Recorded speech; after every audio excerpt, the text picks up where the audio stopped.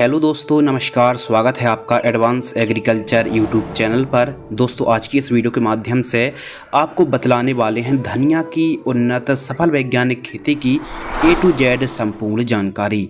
धनिया की खेती कब और कैसे करना चाहिए, खासकर हमारे किसान भाई एक दो ऐसी समस्या, गंभीर और रेयर समस्या आती हैं जिनको आसानी से प्रबंध नहीं कर पाते हैं, निपट नहीं पाते हैं।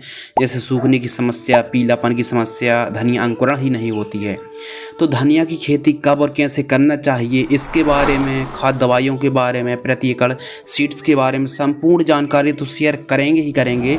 सबसे पहले धनिया की यदि आप खेती करना चाहते हैं या फिर कर रहे हैं तो दो तीन ऐसी समस्या आती हैं, तो सवाल आपके और जवाब हमारे, यानी सीक्रेट फार्मूलेशन सबसे पहले शेयर करने वाले हैं, फिर आपको बतलाएंगे कब और कैसे करना चाहिए।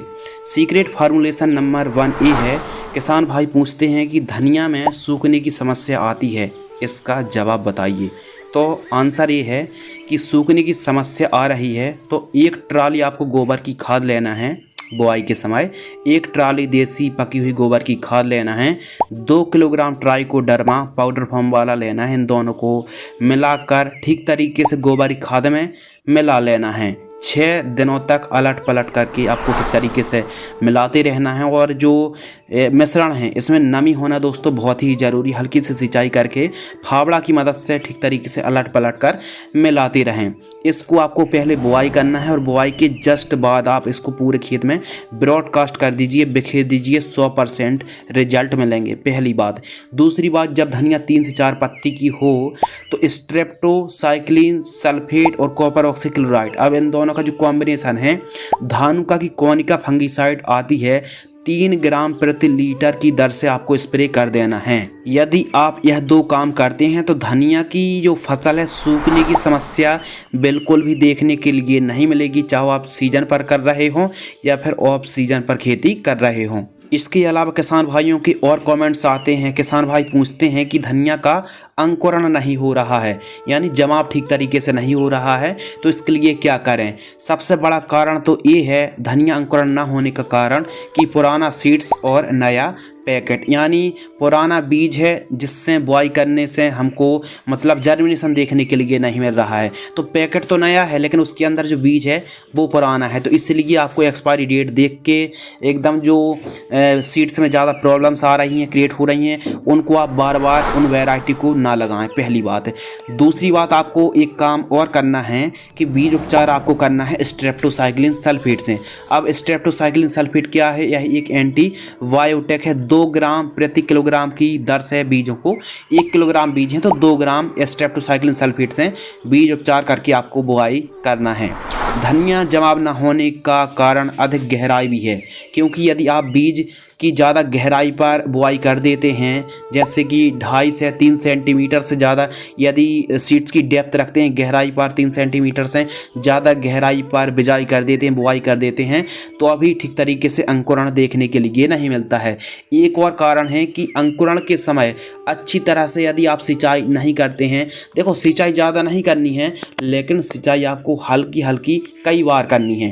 तो धनिया जब अंकुरण हो रही हो तो उस समय पर्याप्त मात्रा पर हल्की हल्की सिंचाई आपको करना चाहिए। कुछ किसान भाई 3-3 4-4 घंटे की स्प्रिंकलर से सिंचाई कर देते हैं, नहीं, आपको 1 से 1.5 घंटे की हल्की हल्की सिंचाई करना है। एक और सीक्रेट फॉर्मूलेशन ये है कि धनिया का रेट यदि कम है तो आपको बेनिफिट, आपको मुनाफा अच्छा नहीं मिल पाएगा, जिससे नेट प्रॉफिट बहुत ही कम हो जाएगा। हो सकता है कि फिर धनिया की खेती आप ना करें। तो इसके लिए आप एक सीक्रेट फॉर्मूलेशन अपनाइए कि यदि आप धनिया की खेती कर रहे हैं तो आपको सबसे पहले तो हाइब्रिड धनिया का चुनाव करना है। जो भी आप सीड्स वैरायटी लगा रहे हैं हाइब्रिड होती हैं, उनको काट काट कर हम बिक्री करते रहते हैं। तो धनिया पर यदि मान लो रेट नहीं है और हार्वेस्टिंग के लिए आ गई है तो इसके लिए आप धनिया को कट करके, यानी काट करके बिक्री कर दीजिए। इससे 25 दिन बाद दोबारा धनिया फिर तैयार हो जाएगी। लेकिन धनिया को आप कुछ परसेंट 50% कट करें और 50% जड़ निकाल लीजिए।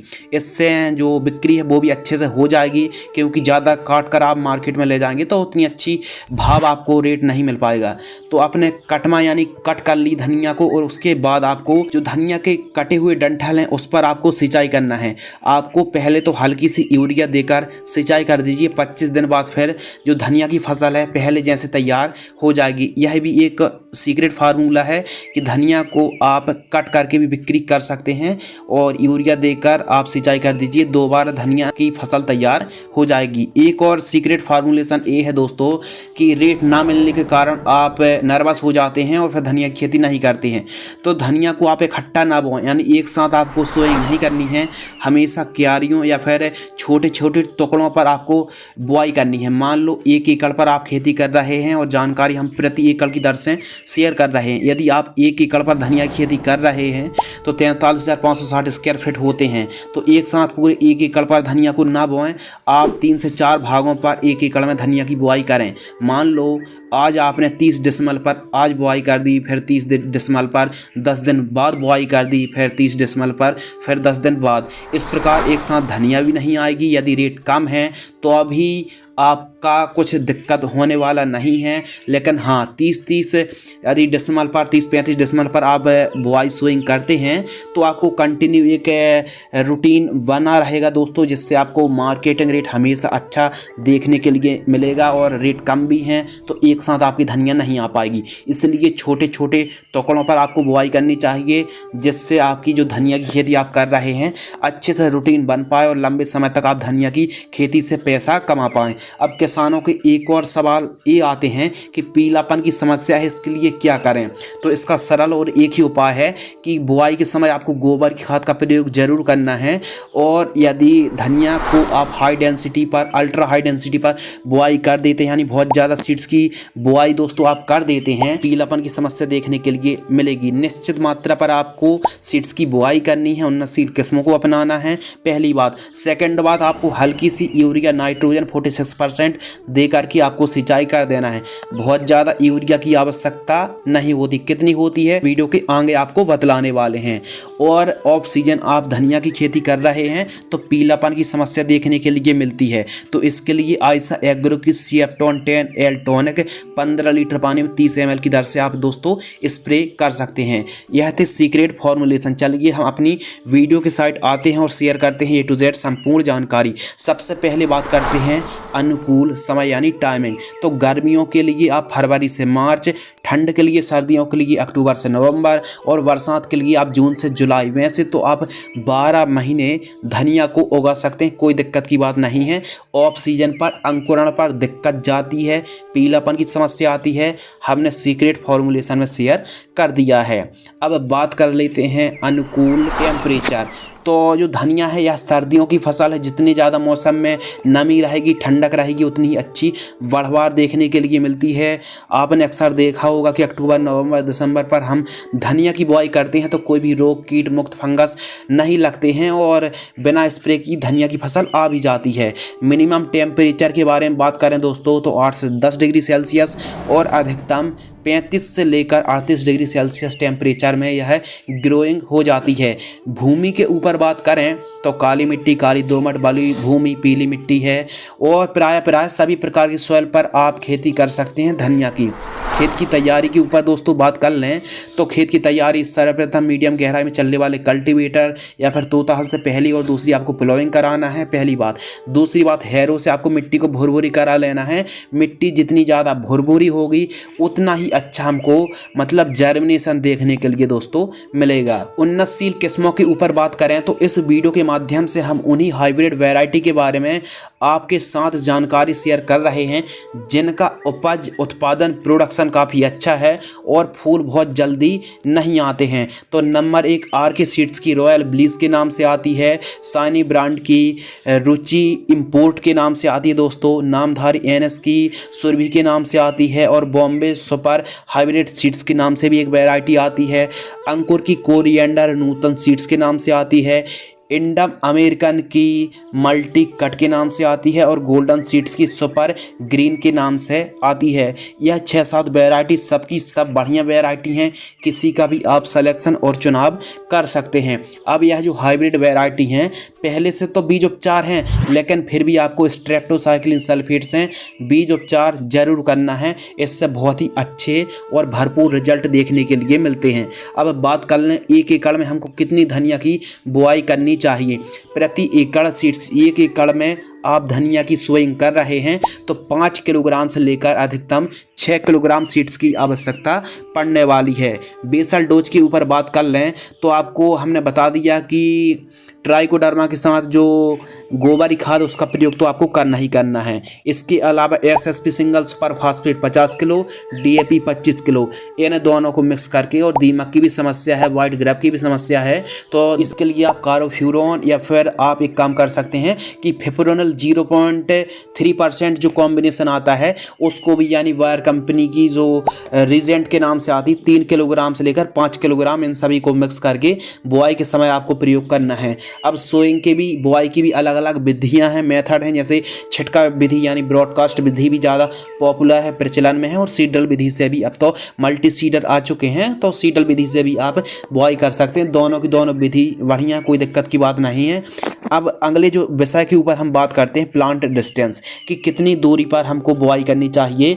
तो हमको सीड्स से सीड्स यानी पौधे से पौधे की दूरी 1 से 1.5 सेंटीमीटर, लाइन से लाइन की दूरी 10 से 15 सेंटीमीटर दोस्तों रखनी चाहिए। सिंचाई के ऊपर बात करें, इरिगेशन के बारे में, तो गर्मियों पर आप 3 से 4 दिनों के अंतराल पर सिंचाई आपको करनी पड़ती है, क्योंकि बहुत ज़्यादा टेम्परेचर गर्म होता है, मौसम गर्म रहता है, पत्ते जल जाते, तो सिंचाई तो आपको विशेष रूप से ध्यान रखना है। सिंचाई की भी अलग अलग विधियां हैं, जैसे फ्लैट एरीगेशन से, ड्रिप एरीगेशन से, स्प्रिंकलर से, और साथ ही रेन पाइप से दोस्तों आप सिंचाई कर सकते हैं। और गर्मियों के दिनों पर सबसे जो बढ़िया ऑप्शन है स्प्रिंकलर तो है ही, साथ में जो रेन पाइप आता है उससे भी आप दोस्तों सिंचाई कर सकते हैं। ठंडी के समय पर आप 7 से लेकर 8 दिनों के अंतराल पर सिंचाई कर सकते हैं।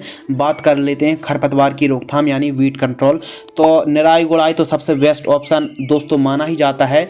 बिप सुपर का भी आप स्प्रे कर सकते हैं, लेकिन सबसे बढ़िया है कि निराई गुड़ाई सबसे बढ़िया है। बाकी आप जो बायर कंपनी की बिप सुपर आती है इसका भी धनिया की फसल पर यदि स्प्रे करते हैं तो खरपतवार नियंत्रण फसल हो जाती है, लेकिन निराई गुड़ाई यदि आप करते हैं तो धनिया की फसल को झटका नहीं लगता है।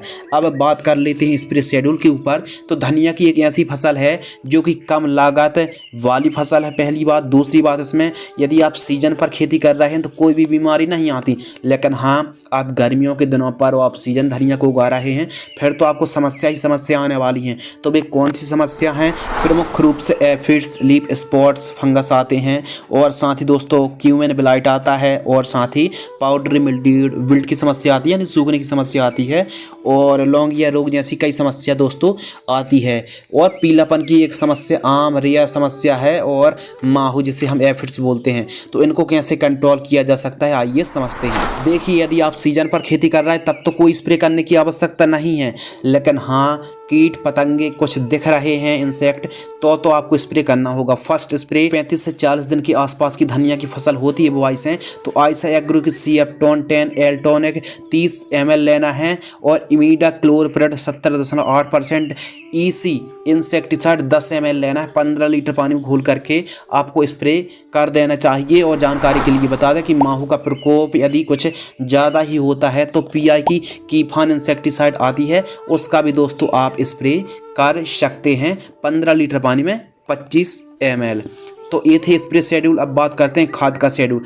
एक खाद यदि आप देते हैं धनिया की फसल पर तो बहुत ही, क्योंकि जितनी ज़्यादा धनिया की फसल हरी भरी रहेगी, पत्ते स्वस्थ रहेंगे, उतनी ही अच्छी रेट, मार्केटिंग रेट हमको देखने के लिए मिलेगा।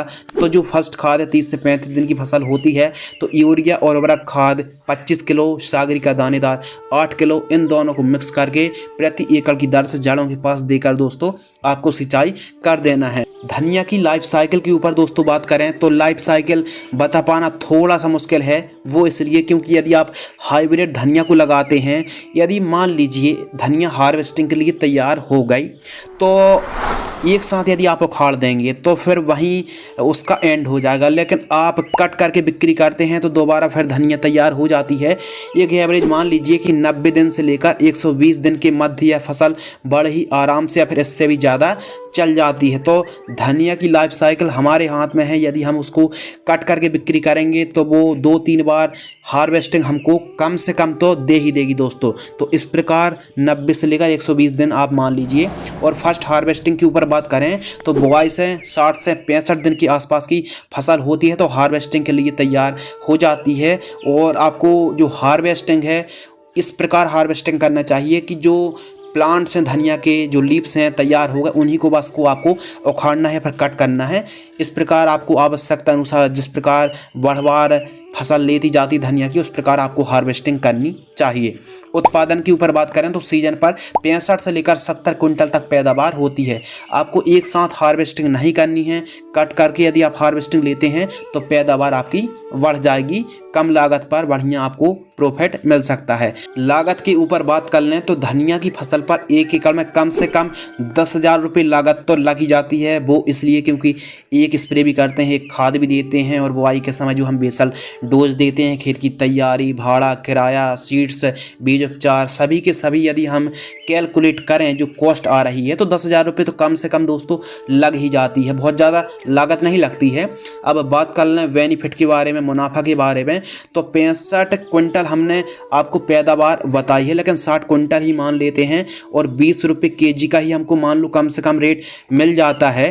तो 2,000 रुपये क्विंटल, यदि 2,000 में यदि हम 60 का इंटू कर देंगे तो दोस्तों 1,20,000 रुपये हमारा मुनाफा आ गया। लागत घटा देंगे 10,000 तो 1,10,000 रुपये हमारा नेट प्रॉफिट है। तो इस प्रकार दोस्तों यदि आप धनिया की खेती करते हैं तो एक एकड़ से यदि कम भी कीमतें, कम भी रेट रहता है तो 1,00,000 रुपये तो आप बड़े ही आसानी से कमाई कर सकते हैं। रेट ज़्यादा रहेगा और या आप ठीक तरीके से देख रेख करते हैं, धनिया को हरी भरी रखते हैं तो आपको बाजार भाव भी अच्छा मिलेगा। रेट बढ़ने से आपको प्रॉफिट भी बढ़ने वाला है। तो इस प्रकार यदि हमारे किसान भाई धनिया की खेती करते हैं, अलग अलग एक एकड़ में यदि अलग अलग टुकड़ों पर कम कम जगह पर बुआई करके खेती करते हैं तो इस फसल से भी, धनिया की खेती से भी काफ़ी अच्छा मोटा मुनाफा बेनिफिट कमाई कर सकते हैं।